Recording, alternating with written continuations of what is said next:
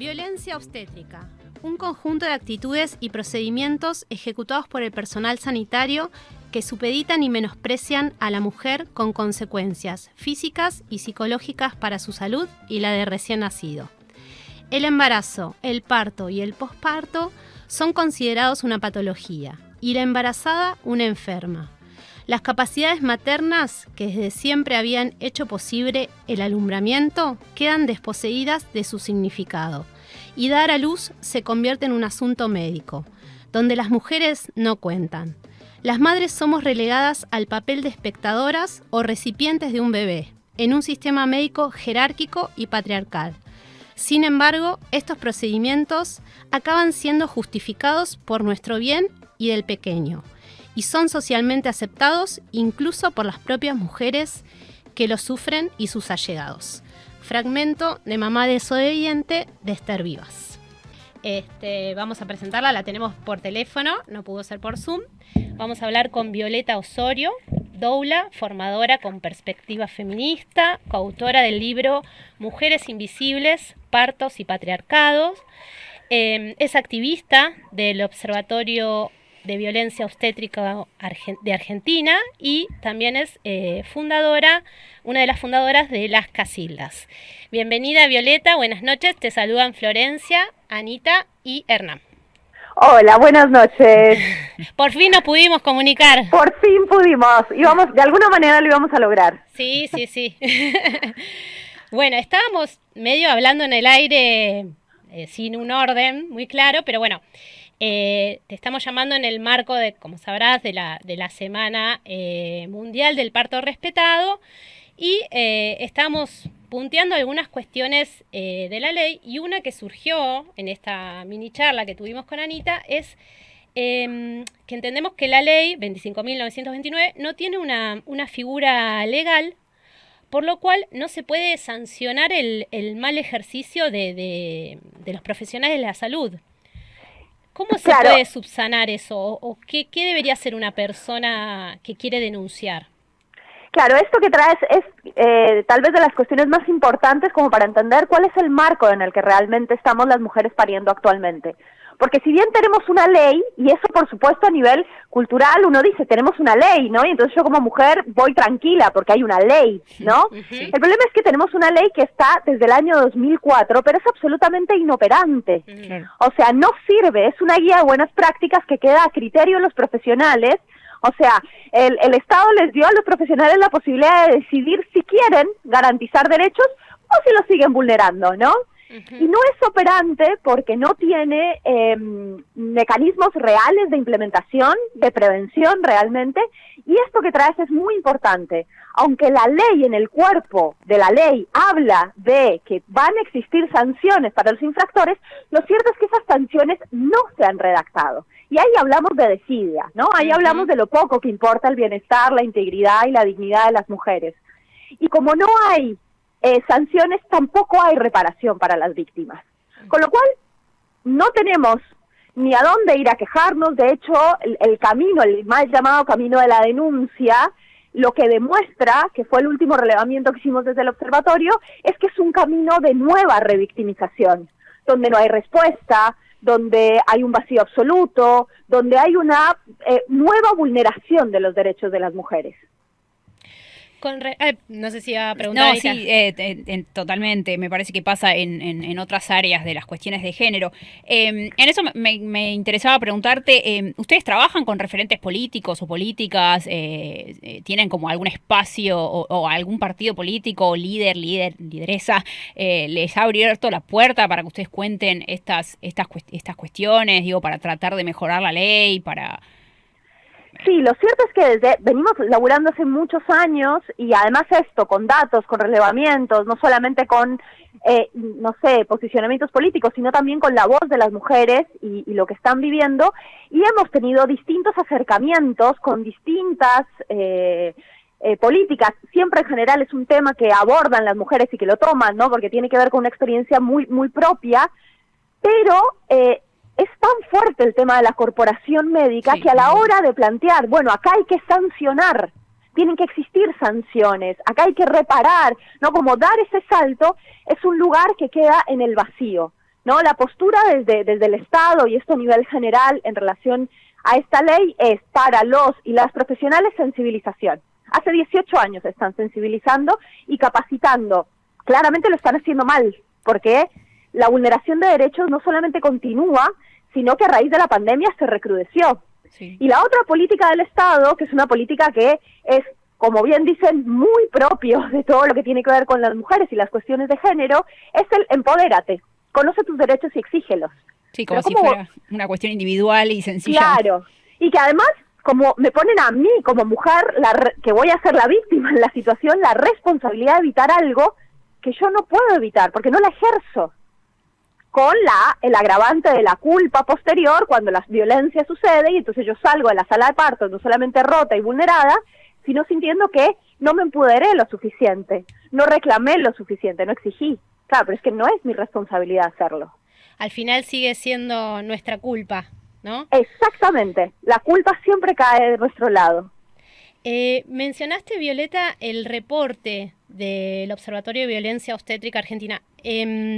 Con respecto a esos números, ¿cuáles son los números más fuertes que les dio ese reporte? Que no sé si hubo alguno posterior al 2015. Hemos hecho ya varios después del 2015, el primero, que es este que nombras, que tiene que ver como un poco con la realidad de la atención obstétrica, ¿no? O sea, qué es lo que estaba pasando en el país. Y ese, a grandes rasgos, lo que te puedo decir es que llegamos a la conclusión de que 9 de cada 10 mujeres sufren violencia obstétrica. Y esto siendo generosas, ¿no? Porque entendemos que esa una tal vez no lo identificó, ¿no? Sí. Pero esa es, digamos, la conclusión más fuerte y más alarmante. Y luego con el último, que es el que te traía, de, bueno, ¿qué pasa una vez sucede la violencia y las mujeres deciden que quieren justicia, ¿no? O sea, que necesitan algún tipo de reparación? Nos encontramos, por ejemplo, que el 59% refiere haberse sentido humillada, vulnerada con el proceso, y que hay un 48% de mujeres que ni siquiera recibieron respuesta. Decir que ninguna recibió ni sanción para los profesionales, ni reparación para ella, ¿no? Pero incluso hubo un alto porcentaje de mujeres a las que ni siquiera les dijeron, gracias, acabo de recibir tu nota. Ah, bueno. No, es desolador en algún sentido. Yo te quería hacer una consulta. Vos sos doula, ¿no? Para entender un poco y para que entiendan nuestros oyentes y oyentas, ¿cuál es el trabajo de una doula? Claro, yo soy formadora de doulas, ¿no? Claro, digamos, no acompaño en ese sentido, pero digamos, el espacio de trabajo de las doulas tiene que ver con generar un acompañamiento emocional, generar un acompañamiento para que la mujer también pueda identificar algo que nunca nos pregunta el sistema, ¿no? ¿De qué tengo ganas? ¿Qué necesito? ¿Qué puedo? ¿No? Como lo que nosotros llamamos también armar lo que serían las estrategias de supervivencia frente a este sistema. ¿Qué opciones tenemos para tratar de que la vulneración no sea tan atroz, o por lo menos tratar de esquivarla lo más posible? Y sobre todo mucho lo que tiene que ver con el acompañamiento emocional, el registro de esto que está sucediendo, de lo que me pasa, que muchas veces, desafortunadamente, por cómo trabaja el sistema, este registro tiene que ver con la validación de la vulneración. O sea, con que alguien te diga, sí, lo que te está pasando es violencia. Eso que estás viviendo lo es. Porque si no, las mujeres entramos en una sensación de locura, ¿no? O sea, yo percibo violencia, pero todo el mundo me dice que esto es normal. Sí, sí. Exacto, ¿no? Y pareciera como agrandarse la revictimización en ese caso, ¿no? Por supuesto. Y tengo otra consulta, perdón, una duda personal. Yo conocí una chica que era partera en otro país, en Italia, y nunca me quedó claro bien si acá en Argentina existe ese como rol de partera, que lo que ella me explicaba es que es algo así como, no era una médica, sino que justamente lo que vos contás, ¿no? Como que acompañaba en el proceso, empoderaba en un sentido... quiero sacarle como ese sentido individual, ¿no? Pero como acompañaban el proceso del parto a las madres para que decidan en ese momento todas estas cuestiones. ¿En Argentina existe esa figura? ¿No? Sí, Argentina tiene la particularidad que tiene la figura incluso universitaria, o sea, son las licenciadas en obstetricia o parteras, ¿no? Es una carrera que se estudia y que lo interesante es que la Organización Mundial de la Salud ya viene hace décadas diciendo que la figura idónea para estar al lado de una mujer que está cursando un embarazo sano, 85% se considera que es más o menos quienes entramos, digamos, en ese rango, y acompañarla en el parto, en el posparto, es la partera. Sin embargo, acá en Argentina eso no sucede, y lo que pasa es que en el sistema público eres asistida por parteras, pero si vas al sistema privado solo puedes asistirte con obstetras. Pero la figura existe, son las licenciadas en obstetricia. Eso por ahí tiene un poco que ver con, yo leí un muy pequeño fragmento del libro Mamá desobediente de Esther Vivas, que ella cuenta a lo largo de la historia cómo fue cambiando, ¿no? Cuando primero eran las matronas que tenían las comadres, las que tenían el conocimiento, y cómo cuando se fue, digamos, medicalizando el parto, el hombre pasó a tener otro rol y quedaron como un costado, ¿no? En los saberes propios de las mujeres de tradición ancestral que se fueron pasando. Claro, es que eso que traes es como muy interesante porque la violencia obstétrica tiene un fuerte componente, digamos, es violencia machista y es violencia misógina, ¿no? Tiene que ver justamente con un sistema de atención a manos de varones, digamos, cuando los varones se apropian del arte de curar, de esto que llamamos la medicina, y empiezan a entender que los procesos de las mujeres, y sobre todo lo que tiene que ver con la sexualidad, o sea, nosotros sabemos que todos nuestros procesos sexuales están patologizados, ¿no? Nos empiezan a ver como cuerpos fallados, como maquinaria que no funciona, una patología medio suicida, y además un desprecio absoluto por nuestro bienestar, nuestra dignidad, y eso también tiene que ver con el rol de las parteras, digamos, lo que hicieron los varones fue expulsar a las mujeres de un territorio que era nuestro, ¿no? Y bueno, como que todo lo que se mueve alrededor de la violencia obstétrica es absolutamente, tiene esa lectura que tiene que ver con el machismo y la misoginia. Totalmente. Violeta, yo, bueno, fui mamá, puedo hablar de mi experiencia, la única experiencia que tuve, y bueno, lo que yo sentí que me pasó, por lo menos, en el momento todo bien, pero porque tu bebé está sana, tenés que estar contenta, todo salió bien, pero cuando empezás como a recapitular, ahí es donde empiezan a caer esas fichas de situaciones violentas que, claro, no son extremadamente violentas, pero son violentas, ¿no? Y una cosa que recuerdo es el tema del plan de parto, ¿no? Que se supone que es como un acuerdo que uno hace de lo que quiere y no quiere, pero ¿dónde queda eso? Porque lo que sentí yo, en mi caso, por ejemplo, me pasó algo, hoy conté que levanté la cabeza y que había 10 personas, pero además de eso, por ejemplo, yo no sabía qué venía después, ¿no? Yo llegué con bastante buena dilatación, hasta ahí me la había bancado, y me preguntaron, ¿querés la anestesia? Y yo no sé qué pasaba después. Y yo sentí que si yo no me hubiera dado esa anestesia, si me hubiera animado, me hubiera sido todo más fácil, hubiera podido sentir cuando tenía que pujar, y la realidad es que me apuraron porque me dijeron, el anestesista hasta ahora, y hay 3 partos más, ¿te la vas a dar o no? Porque después no hay. Y esas pequeñas situaciones que uno es como que, pero está bien lo que yo estoy pensando, ¿dónde queda el plan de parto? Claro, esto que traes, digamos, para mí tienen como 2 cuestiones. Primero, lo que dices que es muy claro. En general, las mujeres atravesamos el proceso. Además, ya nos hemos preparado culturalmente para el parirás con dolor. O sea, ya nos han dicho que esto es un horror. Esto es un parto. Sí. Claro, esto es un parto y esto es un horror. Con lo cual, y tampoco tenemos derecho, digamos, social y culturalmente las mujeres a pensarnos nuestra vida en términos de placer, ¿no? Sí. En términos de algo que nos den ganas y que esté bueno, y la sexualidad menos.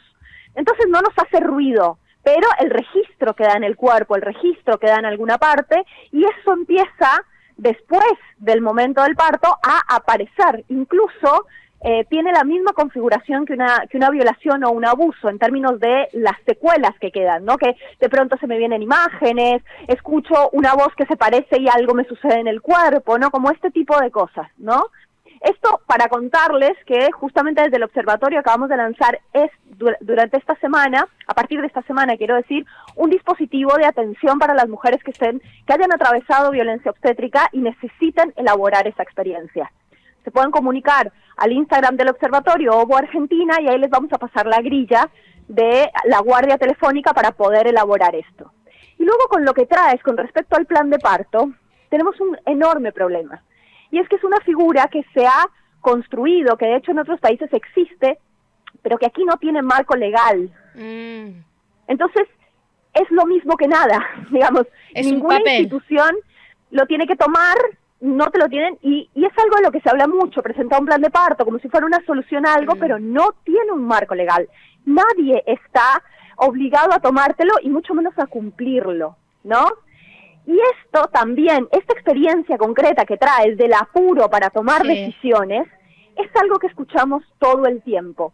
Y que luego en las mujeres se nos configura siempre con esta pregunta, ¿no? ¿Qué hubiera pasado si? Claro. ¿Qué hubiera pasado si? Porque además todo está armado para que hagas lo que ellos quieren, o sea, lo que te están diciendo, pero en el marco de que parece que tú lo elegiste. Entonces te quedas encima con esa sensación, pará, pero yo lo elegí. Qué tonta fui, ¿no? ¿Cómo no esperé un poquito más, no? Otra vez la culpa recae en nuestro lado. Violeta, ¿te puedo hacer una consulta más? En el caso de, si hay alguien escuchando, alguna persona gestante o en términos generales, si uno quisiera intentar prevenir alguna de estas situaciones, ¿vos qué recomendás, qué estrategias, de qué manera te parece que podría tratarse esto? Más allá de, digo, nos quedó súper claro y me parece que fuiste súper clara en esto de, bueno, sí, la verdad que es la culpa del Estado, digo, tenemos que, no sé, en mi caso soy politóloga y me quedo con, y estudio políticas públicas, y bueno, sí, la demanda del Estado a determinados referentes, ¿no? Politizarlo en términos de que esto sea visible y que los partidos políticos se hagan cargo de resolver estas situaciones, pero bueno, digo, eso desgraciadamente toma un poco más de tiempo o se nos escapa de las manos, pero desde lo personal hay algunos mecanismos, formas, estrategias para prevenir estas circunstancias. Claro, eso es lo que nosotros le llamamos esto, de las estrategias de supervivencia, que por lo menos nos ponen simbólicamente en otro lugar, ¿no? Claro, ya sé que voy a la guerra, entonces voy a ver cómo hago para que las cosas me golpeen lo menos posible.